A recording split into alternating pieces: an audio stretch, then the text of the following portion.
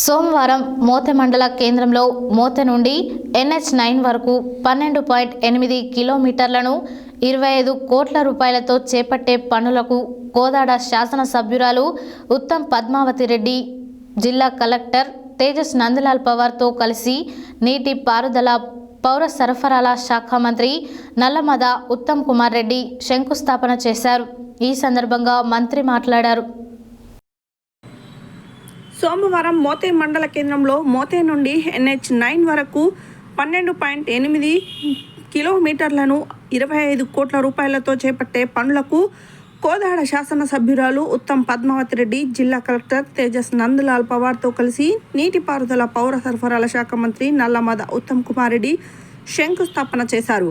ఈ సందర్భంగా మంత్రి మాట్లాడుతూ కోదాడ నియోజకవర్గంలోని ప్రజలకి సాగునీరు అందించి మంచి పంటలు పండే విధంగా చర్యలు తీసుకుంటామని, 40 కోట్లతో రెడ్డికుంటకు లిఫ్ట్ మంజూరు చేశామని తెలిపారు.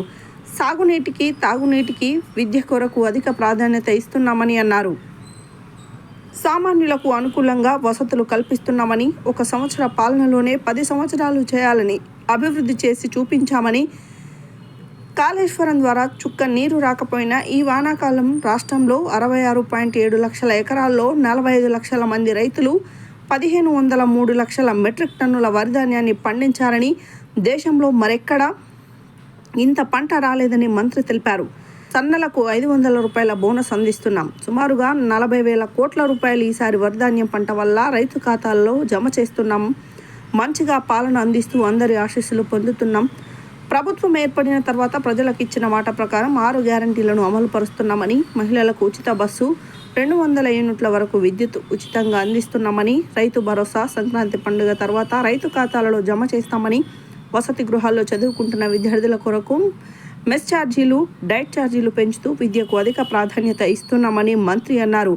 ఈ కార్యక్రమంలో జిల్లా గ్రంథాలయ సంస్థ చైర్మన్ వంగవీటి రామారావు, మాజీ శాసనసభ్యులు వి Chandarrao, RDO Venumadhav, ACP Nageswararao, RNB EE Sitaramayya, Mothe తహసీల్దార్ S సంఘమిత్ర, ప్రజాప్రతినిధులు, అధికారులు, సిబ్బంది పాల్గొన్నారు.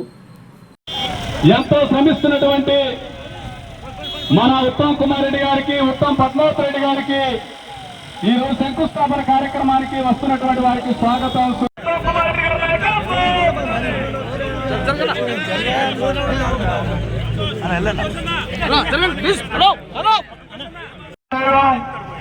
మన కోదాడని అభివృద్ధి పదాలు నడిపిస్తున్నటువంటి ఉత్తమ్ కుమార్ రెడ్డి గారు, ఉత్తమ్ పద్మావతి రెడ్డి గారులకు మన కోదాడ నియోజకవర్గ ప్రజల తరఫున పెద్ద ఎత్తున వారికి స్వాగతం, సుస్వాగతం పలుకుతాము.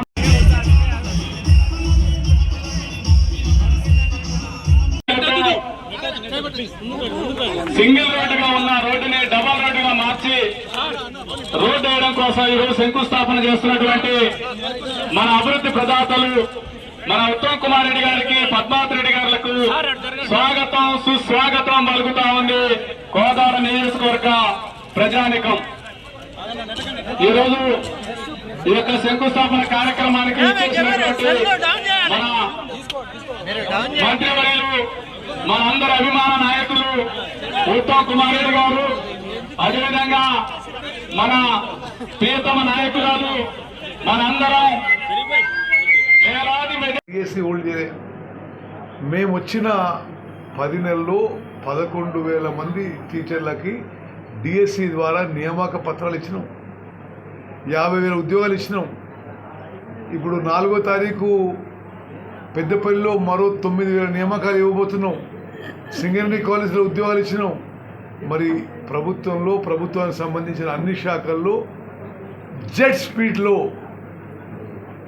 లైట్నింగ్ స్పీడ్లో ప్రభుత్వ ఉద్యోగాలన్నీ, ప్రభుత్వ రంగ సంస్థ ఉద్యోగాలన్నీ నింపివేయడం జరుగుతుంది. అదేవిధంగా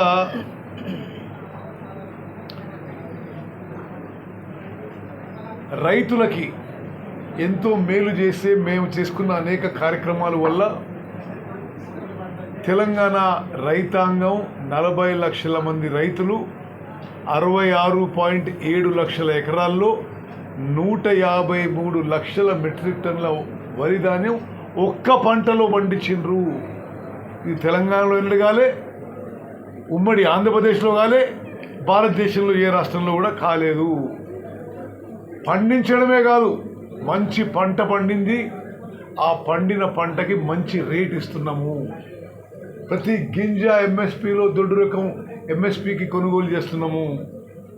సన్న రకాలకి ఒక విప్లవాత్మక మార్పు తీసుకొచ్చి 500 రూపాయలు అదనంగా ప్రతి గింజ సన్న రకాలకి మేము ఇవ్వడం జరుగుతుంది.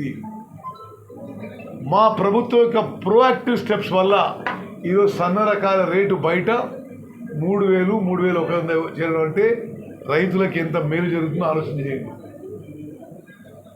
కేవలం ఈ వానాకాలం పంట వల్ల తెలంగాణ రైతాంగానికి ఈ వరి పంట వల్ల 35 నుంచి 40 వేల కోట్ల ఆదాయం మరి సమకూర్చబడిందంటే ఎంత అద్భుతంగా మా ప్రభుత్వం, ఎంత రైతు పక్షపాతంగా మేము ముందుకు పోతున్నామో చాలా స్పష్టంగా అర్థమవుతుంది.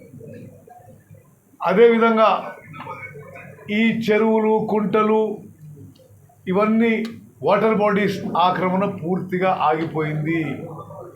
ఇది నిస్సందేహం.